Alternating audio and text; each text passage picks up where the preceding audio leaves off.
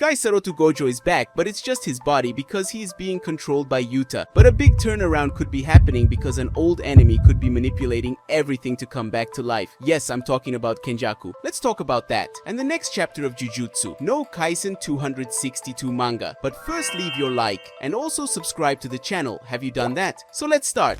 Kenjaku, one of the most dangerous antagonists in the entire Jujutsu Kaisen franchise, being responsible for several events throughout the entire plot that changed many things throughout the entire story. Even now that Kenjaku had lost his life at the hands of Yuta Okotsu, he could still have planned something that will be revealed in the future, and that will certainly end up causing the Jujutsu sorcerers to have more problems than they are already having in the current battle against Sukuna in his original form. Without a doubt, Kenjaku was one of the great antagonists of the entire anime, carrying out his antics from the shadows in a strategic way without the need to directly interfere in a large part of his plans, where in most of them, Kenjaku just had to manipulate third parties to do what he wanted. If you want to win, the first thing concerns the strongest sorcerer. You must somehow render Satoru Gojo incapable of fighting.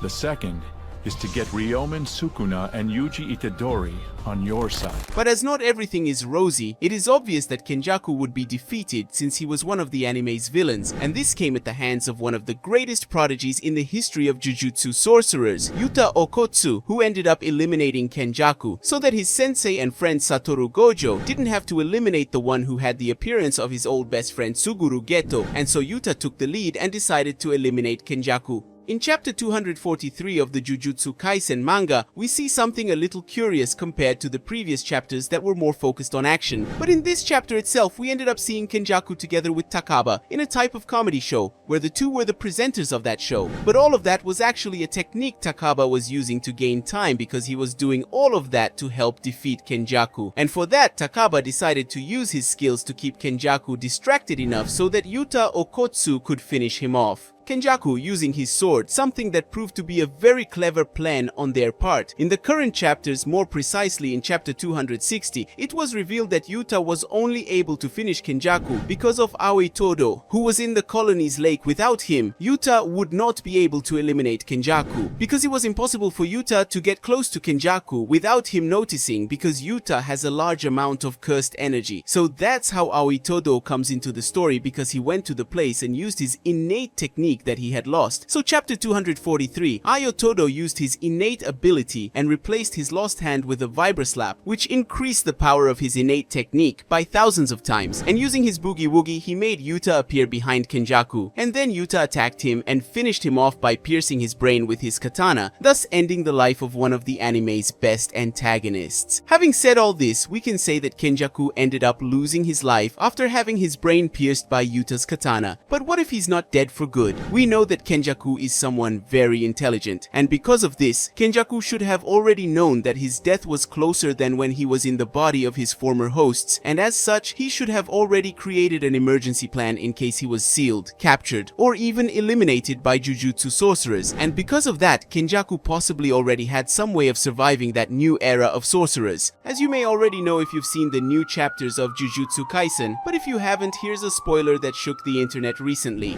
In chapter 261, in the last pages, Satoru Gojo was shown returning to the battlefield to face Sukuna, which shocked the internet with the return of the strongest sorcerer of the modern era. But to the misfortune of many and the happiness of some, Satoru Gojo is actually dead. And the one who will face Sukuna at that moment will be Yuta Okotsu, who had taken Kenjaku's head and made Rika absorb it, thus making Yuta obtain the ability to exchange bodies, and with that Yuta transplanted his brain into Gojo, thus taking over his body to be able to face Sukuna. And at that moment, Yuta was facing the King of Curses using the body of the strongest of the modern era, and with that Yuta became a monster in the eyes of many people, including himself. But isn't everything we see part of Kenjaku's plan to come back to life? Maybe Kenjaku was smart enough to stay a few steps ahead of everyone again. And then Kenjaku already knew that he would be attacked by Yuta, and already knew that Yuta could copy his technique, and so he could come back to life at any moment, waiting for the right time To get,